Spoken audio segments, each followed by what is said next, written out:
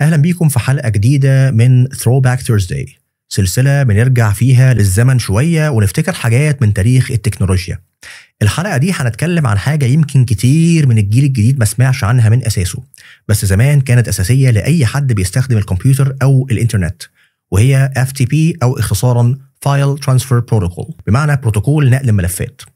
تخيلوا معايا كده قبل جوجل درايف ودروب بوكس، وقبل ما نبعت ملفات في ثواني على واتساب او الايميل، كان في وقت علشان تبعت او تستلم ملف كبير او موقع ويب كامل.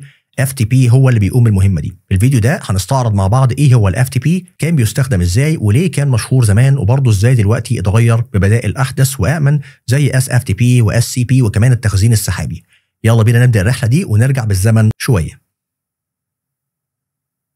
خلينا نرجع لأيام زمان، يمكن أواخر الثمانينات والتسعينات وأوائل الألفينات. أيامها كان الإنترنت لسه بطيء نسبيا، ومفيش خدمات تخزين سحابي ولا منصات مشاركة سريعة زي دلوقتي.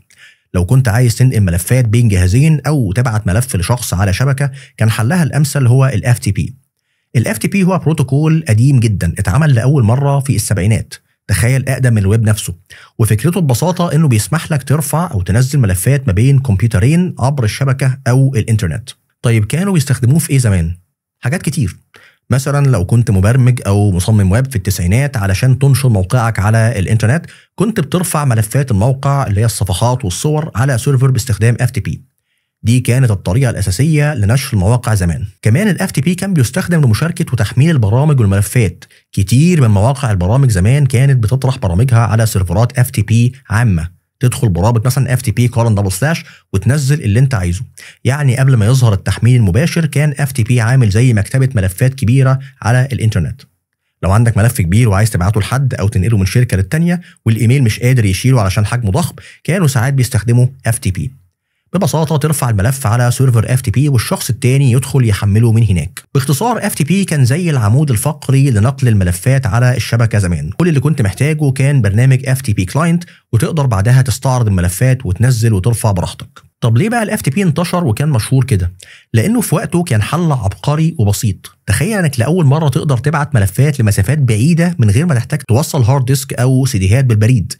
البروتوكول ده كان سهل وفعال بالنسبه للتكنولوجيا المتاحه وقتها. طبعا اغلب انظمه التشغيل بقت تدعمه، وكل موقع او سيرفر محترم كان مشغل FTP علشان يخلي الملفات متاحه للناس. فبشكل عام FTP قدر يكسب شعبيه كبيره لانه ادى غرض نقل الملفات بشكل موثوق نسبيا في زمن ما كانش فيه بدائل كتير. لكن طبعا زي اي تقنيه قديمه، مع مرور الوقت ابتدينا نشوف عيوب FTP تطفو على السطح.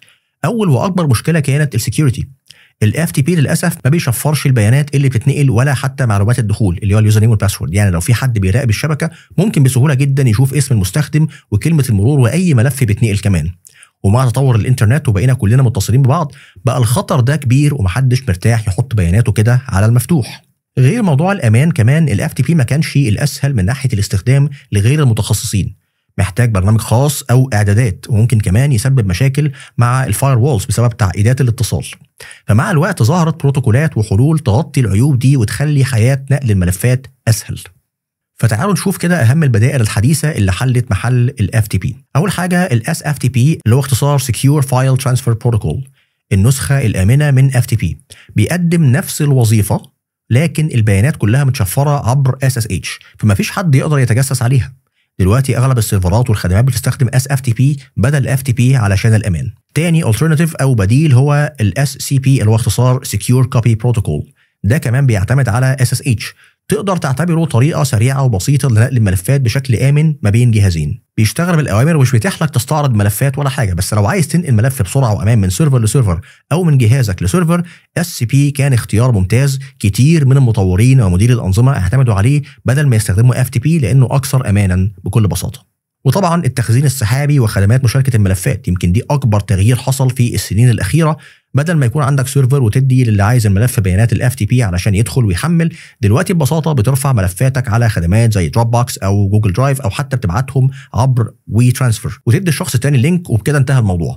الخدمات السحابيه وفرت واجهه سهله منتشره في كل مكان، فبقى اسهل مليون مره من وجع دماغ FTP. وكمان في مميزات زياده زي ان الملفات تبقى متزامنه على كذا جهاز، وتقدر تعمل مشاركه مع ناس بضغطه زر. كل ده بامان عالي وتشفير برضه. وبفضل كل التطورات دي، FTP بقى شبه انقرض في حياتنا الرقميه. حتى المتصفحات الحديثه ما بقتش تدعمه، يعني لو تحاول النهارده تفتح لينك FTP على جوجل كروم مثلا مش هيشتغل زي زمان. فبالرغم ان FTP كان بطل زمان في نقل الملفات، النهارده بقينا نبص له على انه ديناصور تقني، حاجه من الماضي الجميل بنتذكرها بحنان وبضحكه خفيفه، وممكن بعضنا يكون عنده شويه حنين لايامه. بس بصراحه محدش عايز يرجع له بعد ما شاف السهوله والامان اللي عندنا النهارده. ممكن نقول ان FTP ادى مهمته وزياده في وقته، ومهد الطريق للتقنيات الجديده، وكل خميس في Throwback Thursday بنفتكر قد ايه التكنولوجيا اتطورت واتقدمت. شكرا انكم كنتم معايا في الرحله دي عبر الزمن التقني، ويا رب تكونوا استمتعتوا وعرفتوا معلومات جديده عن FTP وايام زمان. لو عندكم ذكرى او تجربه مع FTP شاركونا بيها في التعليقات.